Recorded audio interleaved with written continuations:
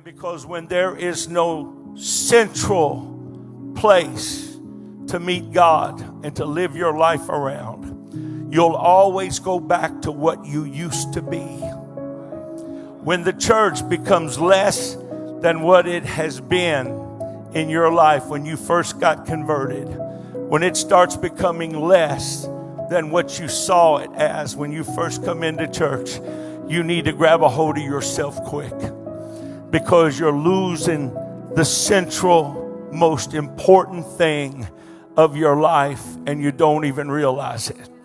I want to do it my way, and God don't mind. God's blessed me, and God's helped me, and God's strengthened me.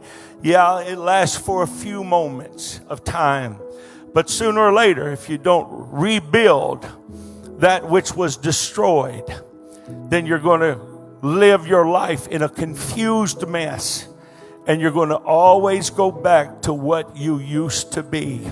You know what it's like to live in the blessing of God. Let me just say this. The will of God is for your seeds to be sown and bring forth abundance. The will of God is for you to eat and be satisfied. The will of God is for you to drink and be full. The will of God is for you to be clothed and be warm in your clothing.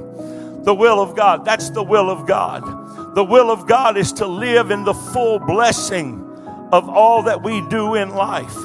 But when we fall to idols, when we give ourselves to idolatry, when you give yourself to this world, when you give yourself to the ways of this world, when you go back to what you used to be, or you're on that journey, you're going to find out that the blessing that made everything so blessed and so alive and so real is going to start deteriorating right in your hand.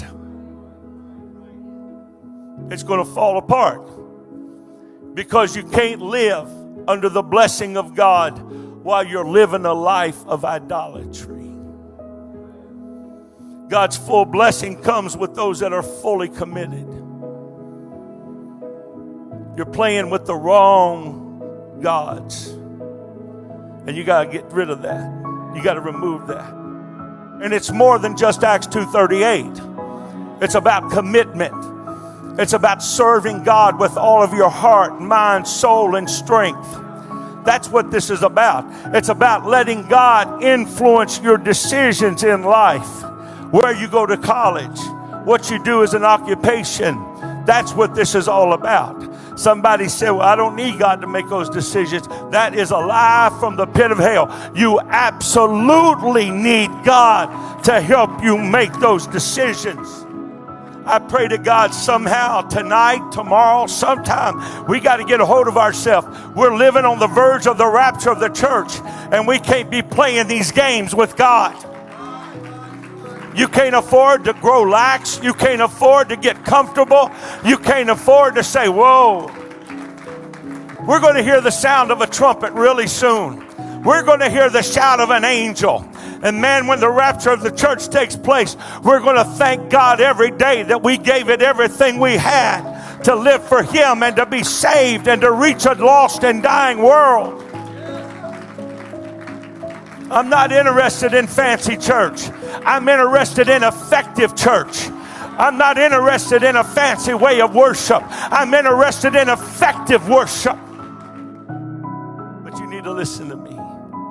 You always put God first, even when you don't understand it. And I'm going to tell you what's going to happen. You're going to see the miracle that you've needed for so many years come to pass. But you've got to put God first. You'll never have that need met until you put God first. You'll never see that miracle coming upon you until you put God first. Seek ye first the kingdom of God and His righteousness, and all these things will be added unto you. You could start a brand new day right now. God, I'm going to put you first in my time. I'm going to put you first in my money. I'm going to put you first in my energy. I'm going to put you first in everything. And when you start putting God first, the miracle is going to start taking place. Your lost children will start coming back. Your family will start coming in. I'm telling you, there's a miracle when you put Him first.